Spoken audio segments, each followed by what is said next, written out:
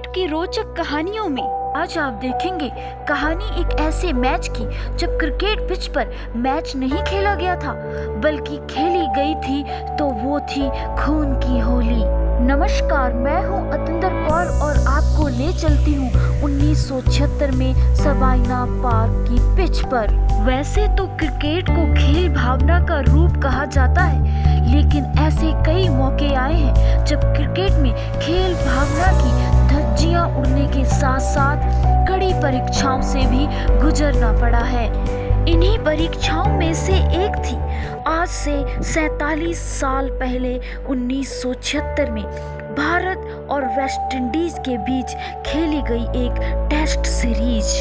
1976 में भारत की cricket team को क्लाइड लॉयड की वेस्ट इंडीज के खिलाफ जिस्म को नुकसान कर देने वाली गेंदबाजी का सामना करना पड़ा था। पोर्ट ऑफ स्पेन टेस्ट में भारत के खिलाफ चौथी पारी में 403 रनों का लक्ष्य रखने के बावजूद वेस्ट इंडीज की टीम ये मैच हार गई थी। जब किंगस्टन के सबाइना पार्क में चौथा टेस्ट शुरू हुआ तो उस वक्त बहुत कुछ दांव पर था।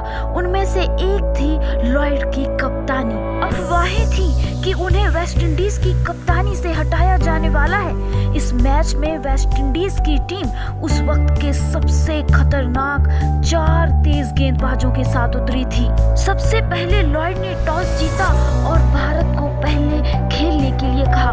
पिच पर इतने क्रैक थे कि एक सिक्का आसानी से पिच के अंदर जा सकता था। हाल ही में अंशुमन गायकवाड़ की जीवनी में guts of amidst blood bath में आदित्य भूषण लिखते हैं कि सबाइना पार्क की पिच इतनी कड़ी थी कि उस पर स्पाइक जूते पहनकर चलने पर लगता था कि सीमेंट की सतह पर चला जा रहा है। इसके बावजूद भारतीय ओपनर सुनील गावस्कर और अंशुमन गायकवाड़ ने लंच तक बिना आउट हुए स्कोर को 60 तक ले गए। लंच के बाद खेल तब बदलना शुरू हुआ जब माइकल होल्डिंग गेंदबाजी करने आई।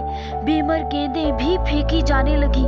इस बारे में गावस्कर ने अपनी आत्मकथा सनी डेज में लिखा है कि लॉयड ने इस डर से कि उन्हें कप्तानी से हटाया जा सकता है हम पर तेज गेंदबाजों से हमला बोला, लेकिन हम बिना विकेट खोए स्कोर को 98 रन तक ले गए। लॉयड बहुत निराश महसूस कर रहे थे, इसलिए उसने होल्डर को बाउंसर और बीमर गेंदें फेंकने से नहीं रोका। लॉयड किसी भी कीमत पर ये मैच जीतना चाहता था। ऐसा लग रहा था कि वह सोच रहा था अगर तुम उन्हें आउट न कर पाओ तो उन्हें चोटिल कर मैदान से बाहर कर दो। ऐसी बीमर गेंदों पर गावस्कर ने निराश होकर गुस्से से बैट जमीन पर फेंक दिया। तभी गायकवाड़ गावस्कर को शांत कर रहे थे। गावस्कर ने कहा कि मैं मरना नहीं चाहता, मैं सुरक्षित घर लौटना चाहता हूँ ताकि मैं अपने नवजात बेटे रोहन से मिल सकूं।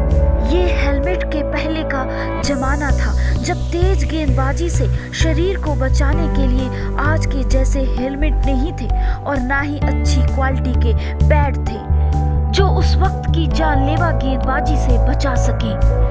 जैसे जैसे वेस्ट इंडीज के गेंदबाजों की गति बढ़ती गई वैसे वैसे दर्शकों का समर्थन भी उनके लिए बढ़ता गया।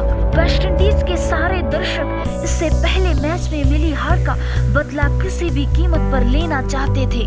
गावस्कर अपनी आत्मकथा सनी डेज में लिखते हैं कि उस वक्त जमैका के दर्शकों को अगर मॉब कहा जाए तो बेहतर होगा। वो चिल्ला रहे थे, kill him man, hit him hand, knock his head. पहले दिन का खेल खत्म होने पर भारत ने एक विकेट खोकर 178 रन बना लिए थे। गायकवाड़ 58 और मोहंदर अमरनाथ 25 रन बनाकर नाबाद थे। दूसरे दिन का जब खेल शुरू हुआ तब होल्डर की एक गेंद मोहंदर अमरनाथ के टखने के जोड़ पर लगी। इसके बाद मोहंदर एक ऐसी गेंद पर रक्षण करते हुए आउट हुए जिस गेंद को अगर खेला ना जाता तो वो उनका सिर उड़ा ले जाती। अमरनाथ के आउट होने के बाद विश्वनाथ क्रीज पर आए।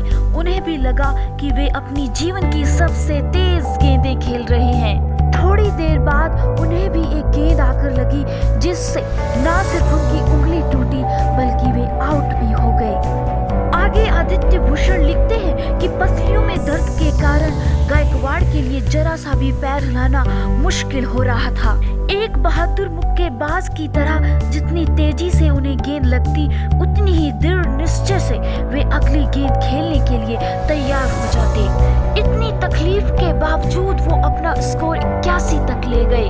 उन्हें मालूम था कि जैसी गेंदबाजी हो रही है उन्हें भी एक ऐसी गेंद मिलने वाली है जो उनका सर उड़ा ले जाएगी। और यही हुआ। एक बॉल ठीक उनके सीने पर उसी जगह आकर लगी जहां एक दिन पहले आके लगी थी। उनको बहुत दर्द हुआ लेकिन गायकवाड़ ने दिखाया नहीं। उसी ओवर में अगली गेंद गायकवाड़ के ग्लव्स में लगी। उन्हें कुछ खास महसूस नहीं हुआ लेकिन जब उन्होंने देखा कि उनके ग्लव्स से खून बहकर उनके पैर के ऊपर गिर रहा है, फिर जब उन्होंने ग्लव्स उतारा तो देखा कि उनकी बीच की उंगली का नाखून टूट गया है और उसमें से खून निकल रहा है। फिर भी हिम्मत जुटाकर गायकवाड़ होल्डिंग की अगली गेंद खेलने के लिए तैयार हो गए। इससे पहले कि वे जान पाते कि क्या हुआ वो जमीन पर गिरे पड़े थे।